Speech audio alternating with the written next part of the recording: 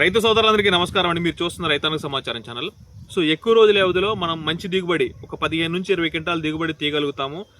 150 నుంచి 180 రోజుల వరకు కూడా పత్రి అయినా కూడా మేము సమర్థంగా యాజమాన్య పద్ధతులు చేసుకోగలుగుతాము అనుకుంటే, బలమైన భూములుండి నల్లరేగడి భూమి కానీ ఎర్ర నేలలు కానీ ఉండి మీరు సాగు చేయగలిగితే అట్లాంటి నేలల కోసం అనువైన విత్తనాలు ఒక 5 రకాల విత్తనాలు ఖచ్చితంగా చెప్పడం జరుగుతుంది. వీటిల్లో నుంచి ఎంచుకునే ప్రయత్నం చేయండి.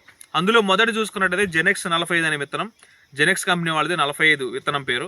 సో ఈ విత్తనం ఖచ్చితంగా ఎంచుకునే ప్రయత్నం చేయండి. మెయిన్గా ఆదోని, ఎమ్మిగనూరు ఆ సరౌండింగ్స్లో ఉన్న రైతులు, ఈ పెద్ద తుమ్మలం కానీ, కలకుంట కానీ, ఈ సీబెళగల కానీ, ఈ ఏరియా రైతులు, పత్తికొండ కానీ, ఈ ఏరియా రైతులు ఎవరైతే ఉన్నారో ఈ విత్తనం ఖచ్చితంగా తీసుకోండి. మీకు ఆదోనిలో గురుదత్తాత్రేయ ఫర్టిలైజర్ అనే షాప్లో ఖచ్చితంగా దొరుకుద్ది. సో ఆ విత్తనం తీసుకునే ప్రయత్నం చేయండి. రెండోది వచ్చేసరికి నాల్ సీడ్స్లో సంకేత అనే విత్తనం. సో ఇది కూడా బ్రహ్మాండంగా దిగుబడి వస్తుంది, ఈ నేలకు అనుకూలంగా ఉంటుంది, దీన్ని కూడా తీసుకోండి.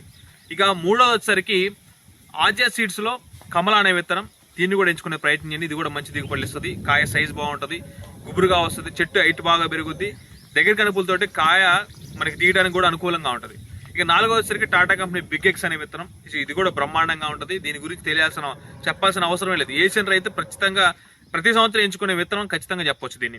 ఇంకా నెక్స్ట్ విత్తనం వచ్చేసరికి మనకి ఏషియన్ సీడ్స్లో సూపర్ బంటి అనే విత్తనం. సో ఇది కూడా అద్భుతమైన దిగుబడులు ఇస్తా ఉంది, రైతులు ఖచ్చితంగా చెప్తా ఉన్నారు. ఈ సూపర్ బంటి అనే విత్తనాన్ని కూడా తీసుకునే ప్రయత్నం చేయండి, ఏషియన్ సీడ్స్. దాని తర్వాత చూసుకున్నట్టయితే మనకి కావేరీ సీడ్స్లో బంపర్ అనే విత్తనం.